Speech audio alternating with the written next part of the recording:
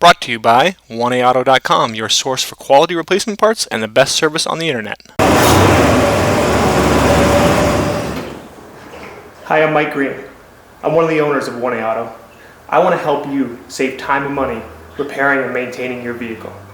I'm going to use my 20+ years experience restoring and repairing cars and trucks like this to show you the correct way to install parts from 1AAuto.com. The right parts installed correctly. That's going to save you time and money. Thank you and enjoy the video. In this video, we're going to show you front brake replacement, the pads and rotors on this 2004 Crown Vic. This is really the same as pretty much all this generation Crown Vic. Some of the parts differ a little bit, but the procedure is generally the same. Tools you'll need are large flat blade screwdriver, 13/16 socket and ratchet, or a tire iron, jack and jack stands, 14mm and 18mm sockets with a ratchet. You also might need a piece of pipe for some extra leverage, C-clamp and a piece of wood, and a wire brush and a torque wrench. First you'll want to take off your center cap.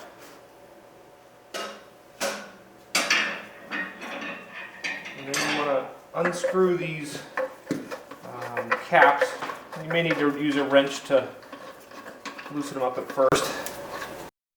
We'll fast forward here through this monotonous stuff, and I do use fast forward throughout the video when I'm just doing repetitive stuff like this.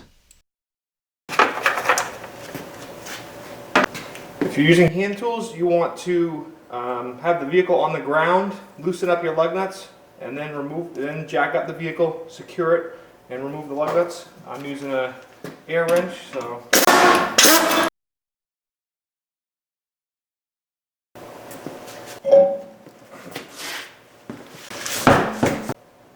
Okay, once you have the wheel off, turn the wheels like that. Now in behind we have two 14mm bolts, one here and one right down here.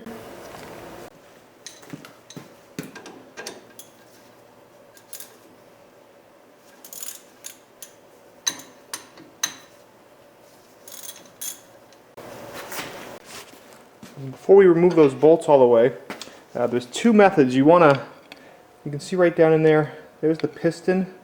You want to force the pistons all the way back, and also just to get it apart. So what I'm doing is taking a big screwdriver here, putting it right in here, and prying out. And as I pry, you can probably see that piston go back down in there. So you want to do that. Make sure you get those pistons back in as far as you can. Okay, now we'll just finish taking these 14mm bolts out by hand.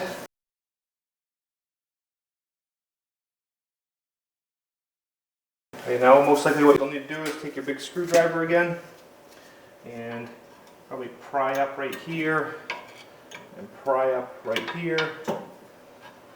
Okay, mine is coming apart easy because I've had it apart before. Your caliper comes off, and you want to put that right up there. Now here are your brake pads. If you're looking just to replace the brake pads, you can probably pry them off. There's the front one, and then the rear one. You want to judge the condition of your rotors. These rotors look pretty nice, and that's because they've actually already been machined. The owner of this vehicle had his own brake lathe, so he decided to turn the rotors himself. Okay, so what you want to do is kind of take the back of your fingernail and go up the rotor and feel for any, and do it on the back side too, feel for any ridges or anything like that. And if you feel ridges or something like that, either have the rotors machined or put a new set of rotors on, and I'll show you how to do that. To replace your rotors, there's a set of 18mm bolts here and here. You'll remove those. Okay, so I've got my 18mm socket, and this is a piece of pipe. And how you would use that is, if you want a little more leverage, put that onto the handle and pull. And this is if you don't have a breaker bar. That just helps you get it loose in the beginning.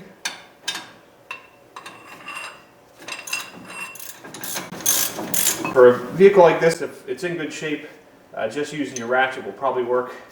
The pipe's just a tip if you do come across one that's really tight.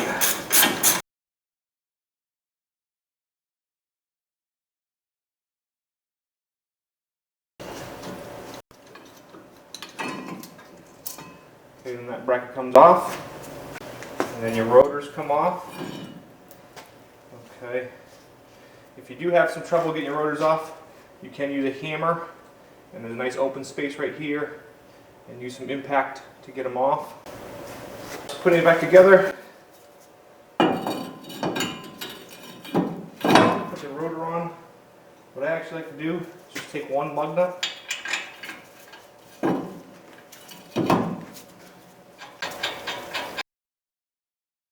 Put it on to hold the rotor in place. Put our bracket back on. Note that the bracket does go toward the inside, close to the rotor.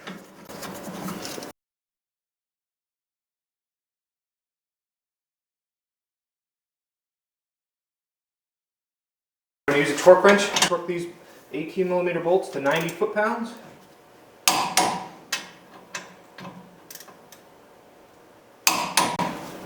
What you want to do is pull these stainless steel slides out. Okay, there.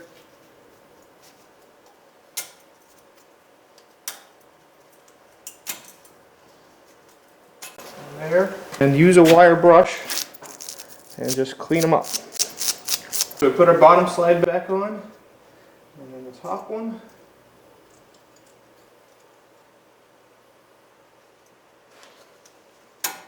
Okay.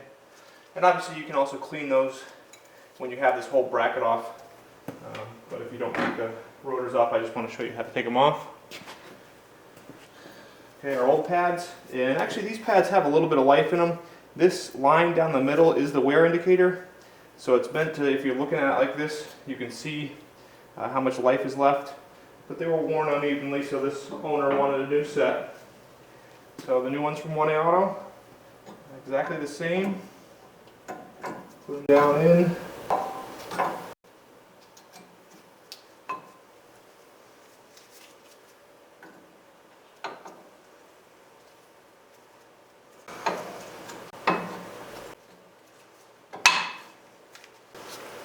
Okay, if you didn't get your pistons back in enough with the screwdriver method that I showed you before, basically what I'm doing is taking a large C-clamp and a piece of wood, because this car does have dual piston calipers, and you tighten up the C-clamp, and that piece of wood just helps push both the pistons back in at the same time. You definitely need to do this when you're replacing pads, because the pads are much wider, so you have to force those pistons down to get it all back together. If you had two C-clamps, you could press one down and then the other. But it works good with one piece of wood. Before you put your caliper on, just make sure that these slides are nice and free. And those do have flat spots that kind of hold them in the caliper, so the flat spots should be right on top and bottom. And just take your caliper.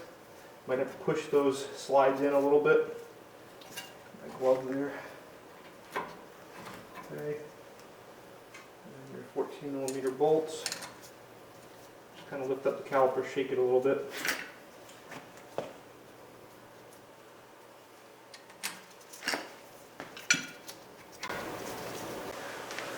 And these bolts we're going to torque to 30 foot-pounds. Okay, now you might say, well, that doesn't seem like a lot. Well, all these bolts really do is hold the caliper in place and let it slide back and forth. What takes the braking pressure is this large bracket here, so that's why we tighten those up to 80 foot-pounds. Or actually 90 foot-pounds. Okay.